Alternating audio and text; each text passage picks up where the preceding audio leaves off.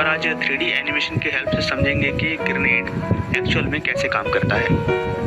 Grenade दिखने में कुछ ऐसा दिखाई देता है, लेकिन ये अंदर से साइंटिफिक और मैकेनिकल प्रोसेस से काम करता है। ग्रेनेड का 80% हिस्सा एक्सप्लोसिव मटेरियल से भरा हुआ होता है, जिसे हम ग्रेनेड में बने फिलिंग होल से डालते हैं और बचे हुए 20% हिस्से में यह केमिकल सर्किट लगा हुआ होता है, जिसकी वजह से ग्रेनेड ब्लास्ट हो पाता है।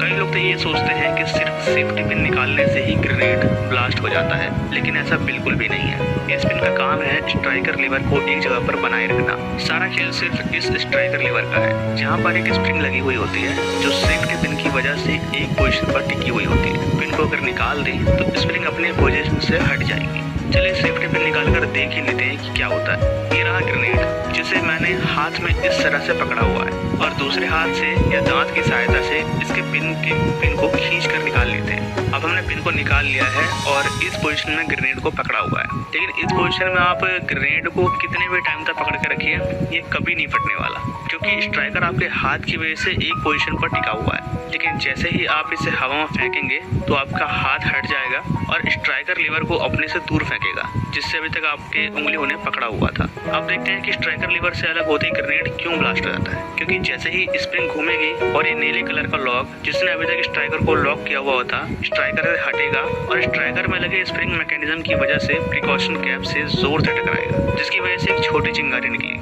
ठीक वैसा ही जैसा कि हम अपने घर में गैस वाला लाइटर को यूज करते हैं ना, ठीक वैसा ही। जैसे ही चिंगारी निकलेगी तो इसके केमिकल में आग लग जाएगी।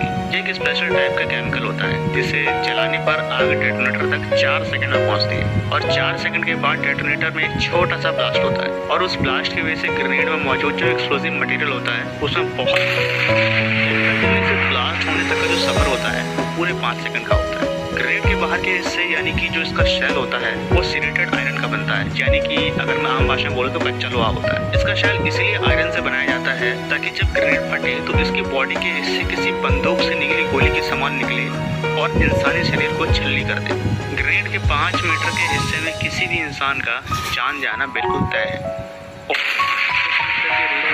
इंसान बिल्कुल बुरी तरीके से घायल जरूर हो जाता है। वैसे तो ग्रेनेड कई तरीके के होते हैं, लेकिन इस वीडियो में जिस ग्रेनेड की बात की गई है उसका नाम है time delay fragmentation anti personal hand grenade. इस ग्रेनेड का सबसे बड़ा नुकसान पता क्या है कि अगर हमने इसे किसी दुश्मन पर फेंका और उन्होंने हमारे पास वापस फेंक दिया 5 सेकंड से पहले ही, तो आप समझ सकते हैं कि क्या होगा।